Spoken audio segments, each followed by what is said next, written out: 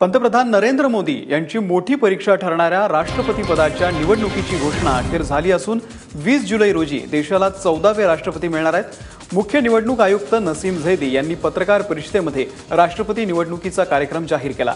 विद्यमान राष्ट्रपती प्रणव मुखर्जी यांचा कार्यकाल आणखी 1.5 महिन्यांनी 24 जुलै रोजी संपुष्टात येत आहे। त्यांची जागा कोण घेतो आणि देशाच्या इतिहासामध्ये पहिल्यांदाच राष्ट्रीय स्वयंसेवक संघाचा स्वयंसेवक राष्ट्रपती भवनात बसतो का याकडे साऱ्या देशाचं लक्ष लागलंय। कुलभूषण जाधव प्रकरणी आज आंतरराष्ट्रीय न्यायालयामध्ये सुनावणी होणार आहे। पाकिस्तानने भारतीय नौदलाचे माजी अधिकारी कुलभूषण जाधव यांना हेरगिरीच्या आरोपांवरून फाशीची शिक्षा सुनावली होती। आंतरराष्ट्रीय न्यायालयाने कुलभूषण यांच्या फाशीला स्थगिती दिली आहे। मात्र पाकिस्तान आंतरराष्ट्रीय न्यायालयाचा हा निर्णय मान्य करणार का, हा सर्वात मोठा प्रश्न आहे।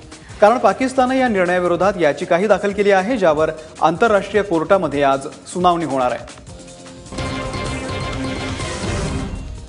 जम्मू काश्मीरमधील माछिल सेक्टरमध्ये घुसखोरीचा प्रयत्न करणाऱ्या 3 दहशतवाद्यांना भारतीय लष्कराने कंठस्नान घातलंय। या दहशतवाद्यांकडून मोठ्या प्रमाणावर शस्त्रसाठा जप्त करण्यात आलाय।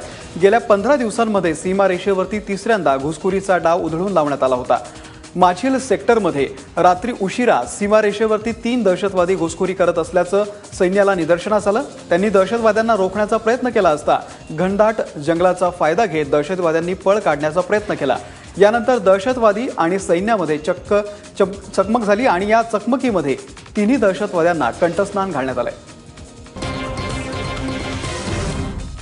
चॅम्पियन्स ट्रॉफीमध्ये विराट कोहलीच्या टीम इंडियाची आज श्रीलंकेसोबत लढत होणार आहे। भारत आणि श्रीलंका संघामधला हा सामना आज लंडनच्या केनिंग्टन ओव्हलवरती खेळवण्यात येईल।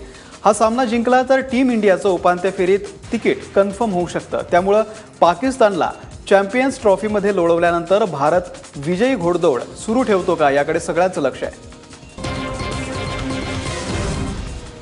मध्य प्रदेशातल्या बालाघाट जिल्ह्यामध्ये एका फटाक्याच्या कारखान्यामध्ये स्फोट होऊन 21 जणांचा मृत्यू झालाय तर काही जण जखमी झालेत। कारखान्यातून मृतदेह बाहेर काढण्याचं काम सुरू असून जखमींना जवळच्याच रुग्णालयामध्ये दाखल करण्यात आलंय। कारखान्यामध्ये काही लोक अडकल्याची भीती सुद्धा व्यक्त करण्यात येते आणि बचाव कार्य आता सुरू आहे। मृतांच्या नातेवाईकांना 2 लाख रुपयांची मदत जाहीर करण्यात आली आहे तर जखमींचा उपचाराचा खर्च सरकारकडून करण्यात येणार आहे। दरम्यान आग नेमकी कशामुळे लागली हे अद्यापही समोर आलेलं नाहीये।